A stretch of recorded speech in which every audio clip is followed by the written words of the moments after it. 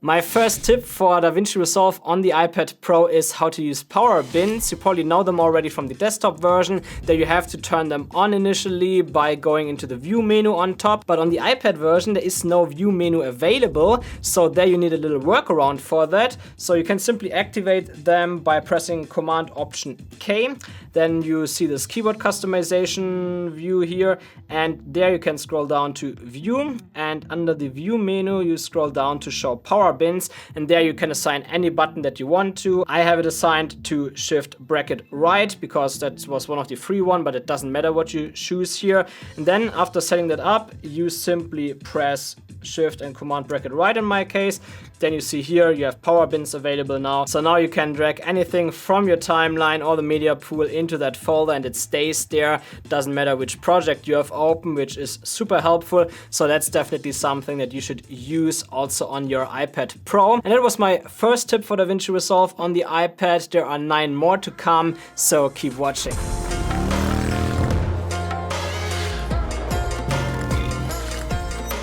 My second tip is quite similar, but now it's about the DaVinci Resolve preferences, which are not that important on the iPad Pro, but maybe you want to use it to change certain settings. There was one that I will show you in a second that I changed. So to open that, you press again Option Command K for your keyboard customization, and then you go to DaVinci Resolve under Application here, and there you find Preferences, which I set to Shift and the underline. So let's close that now, Shift and underline.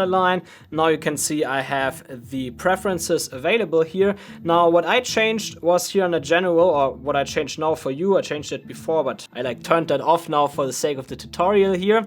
So this here, automatically tag Rec 709 scene clips as Rec 709A, because it's an Apple device, and on Rec 709A is basically the color space that Apple works in, so it makes sense to do that here. But you don't really need to make any adjustments here because it's set up from the beginning for iPad. Like for example, using Mac display color profiles for viewers is already activated here. So if you did not open that before and you did your color grading already, don't worry, it will show up right. And yeah, if you want to change any other stuff here, maybe you want to add your YouTube account or whatever for exporting your videos quick, then you can also do that here by just opening that with the buttons that you've assigned to the preferences menu. Now, the reason why I use DaVinci Resolve right now with the iPad is that I want to figure out if an iPad Pro can actually replace my MacBook Pro, because I overall like the experience from the iPad Pro a little bit better. That's mainly because you can use it with the Apple Pencil, which is super nice in Lightroom and other photo editing app, but also when you color grade videos in DaVinci Resolve. I mean, you could also edit a video with that, but it's a little bit slower, I figured out, than editing with the keyboard. But on the color grading page, you have the problem that you can't copy color grades without using a keyboard to another clip. So if I use the Apple Pencil, it's just not possible. And that leads me to tip number 3, which is a little workaround for that. So what you can do about it is, let's say I did a little color grade here on that clip. I made it a bit darker.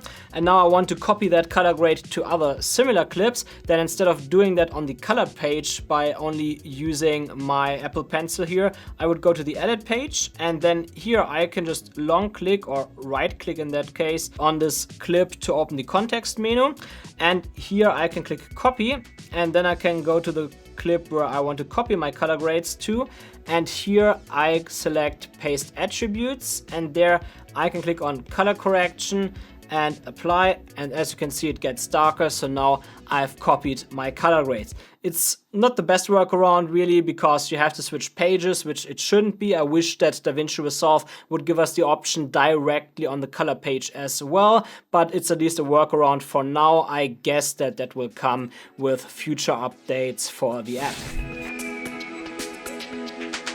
And one of my big worries when I started using DaVinci Resolve on the iPad Pro was that I might not have all plugins available that I do on the desktop version.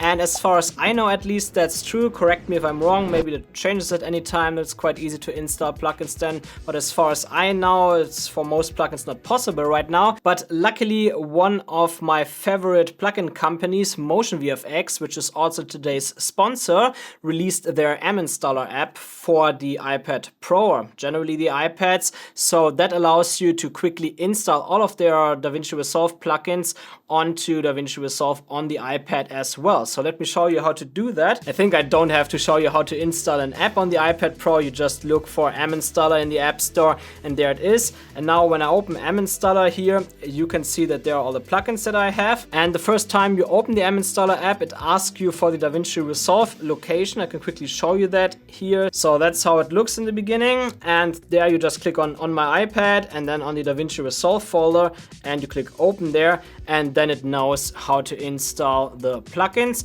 And from there you can just download all the plugins that you want to have available in DaVinci Resolve on your iPad Pro. Here you see everywhere where I have a re-download button, there's usually a blue button that says download. You just click on that and it automatically installs the plugin for you. So it can't get easier than that. Of course, you also have to log into your Motion VFX account first, because otherwise they can't know which plugins you have available or whatnot. But it's also good if you don't want to directly make a purchase, if you just want to test it. They have some plugins available for free. Metrics, for example, you can see that here on my screen right now, here in the bottom right corner, that's available for free. And also Hello DV has certain effects that you can use, also some titles and backgrounds, I think. So you can play a bit around with that and then see. I actually use Motion VFX already for a long time. Now they sponsor today's video, but I already spent around $1,000 on their platform on plugins, because I did not only use their DaVinci Resolve plugins, but also before for Final Cut. And I can't recommend them enough because their plugins have a super good quality and because they use their M Installer app also on the desktop version to install all their plugins for all the apps that they support. They can also ensure that they're always up to date and work with the current version of the apps. Because with other plugins in the past, I had it sometimes that I bought a plugin and a year later or so it wasn't working anymore, simply because they didn't update that. And that never happened with Motion VFX. Even plugins that I bought 5 years ago, they still work there. So it's great to have Motion VFX available on the iPad Pro now as well. You will also find a link to Motion VFX and my favorite plugins from them for DaVinci Resolve in the description below, so check that out. And I would say let's come to the next tip.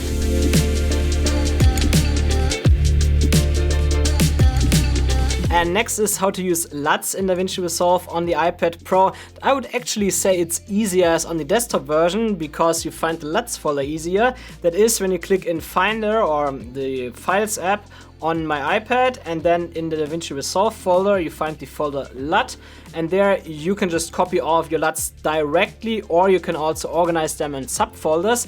And I would suggest to organize them in exactly the same way as you do on your desktop computer, because when you work on the same project on your iPad Pro and on your desktop device, then DaVinci Resolve finds the LUTs directly, so you don't have to reapply those LUTs all the time if you want to switch from one device to the other. So it makes a lot of sense to keep exactly the same folder structure within this folder that you also have on your desktop device. You can actually see that here now. I have my LUTs folder and the Motion VFX LUTs folder there. So now if I go into DaVinci Resolve and I go into my LUTs folder, you find that as well. Here's my LUTs, and I also have the Motion VFX LUTs folder here. And they're automatically loaded in DaVinci Resolve after you load the LUTs into the folder in the Files app. You just have to open DaVinci Resolve and the LUTs are automatically there.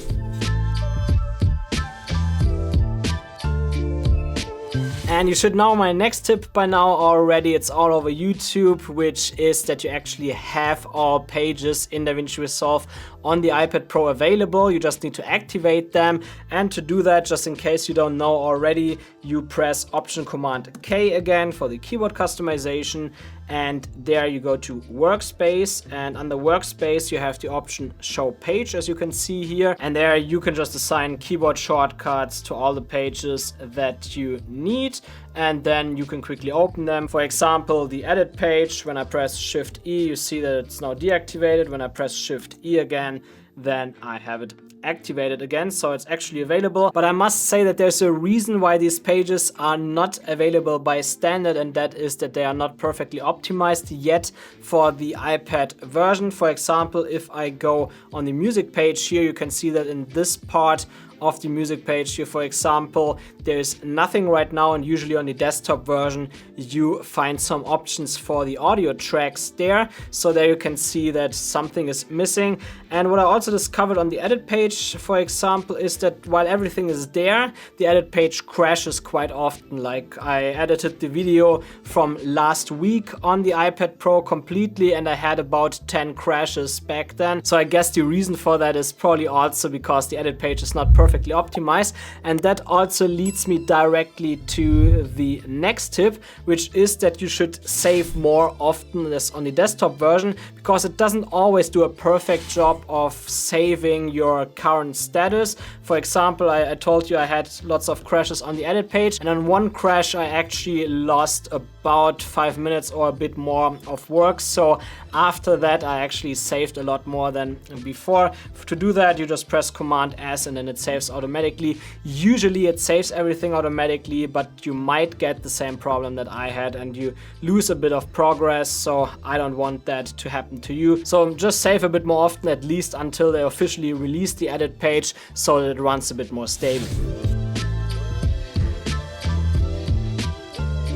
And my next tip is also regarding a problem that you have, especially on the edit page, which is that when you drag something around, let's say your timeline position or positioning in a clip in the media viewer, etc., that if you don't drag it too much, then actually the context menu opens, because by clicking for a long time on the keyboard or on the trackpad, it thinks that you want to do a right click. So let me show you that quickly. I have the timeline here. Now let's say I want to drag that timeline slider here around, then you see the context menu opens now. And the same also happens here in the media pool.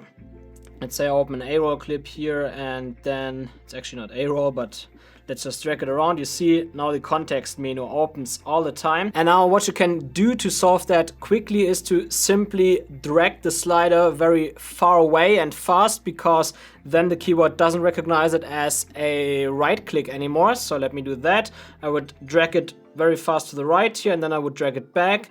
And then you see now it did not open that. Now I can drag the slider around.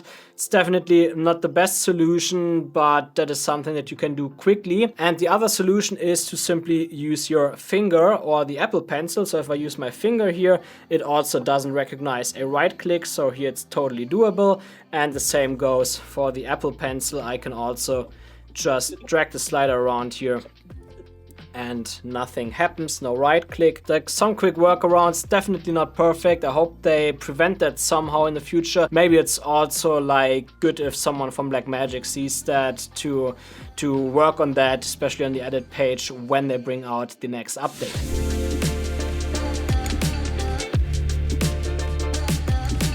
And I also have a tip regarding external monitor support on the iPad Pro, which actually works quite bad right now. Let me quickly show you how that looks here. So that is how it looks right now on the screen. I was able to get it a bit bigger before, but right now I somehow can't make it bigger at all. It's super weird. But anyway, you can see like we can't make it full screen, nothing like that. So it's certainly not a good experience. So what I ended up doing is that instead of putting DaVinci Resolve on my external screen, what I would love to do, Blackmagic, please make it happen. What I simply did is I sticked to the iPad Pro. And as you can see now, when I click on the preview window and when I do a right click, there is the option video clean feed, and you have the option external display. So this is what I ended up doing. I just use the screen of the iPad for my timeline. So I'm always in the editing page here, as you can see. Then I make the viewer a little bit smaller, that the timeline becomes bigger, that I have more space there, and I just look at the actual result on my screen instead of looking at it on the iPad. And then I just edit like that. I don't even bother using an external monitor right now. But please, Blackmagic, make it possible that we have a full external monitor experience on the iPad Pro. That could actually mean that many people will only use their iPad in the future for video editing, because if you have a full screen real estate available for that, then why do you really need a desktop, at least for video editing, right?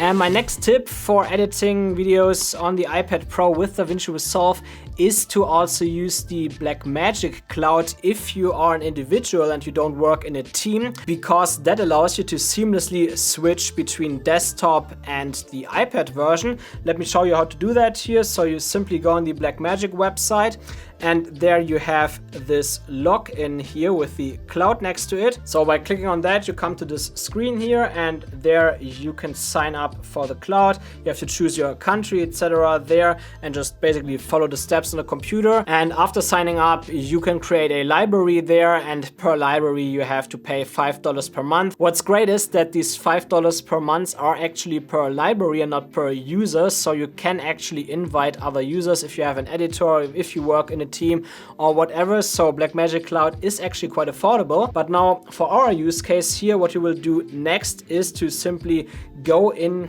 Oh no, it crashed. Okay, so now all you have to do when you're in DaVinci Resolve is to click the home button, and then you can go to cloud. Then after clicking on cloud, you can create a new project there by clicking new project and give it a name. Or you also see already that I have quite a few projects in there, and they are also available on my MacBook directly. And there's also a little pro tip here, which is that you should always use external SSDs when you work with the Blackmagic Cloud, because all you have to do then is to plug in the SSD either to your iPad or to your desktop computer or your MacBook Pro or whatever you're editing on, because then DaVinci Resolve automatically recognizes those files and you don't have to relink something all the time again. Now, if you would have the files on your MacBook Pro, they would probably be within another folder structure as it is on your iPad, and therefore you would constantly have to relink your files, which sometimes can actually be quite daunting in DaVinci Resolve, so I wouldn't suggest that. And by simply using an SSD,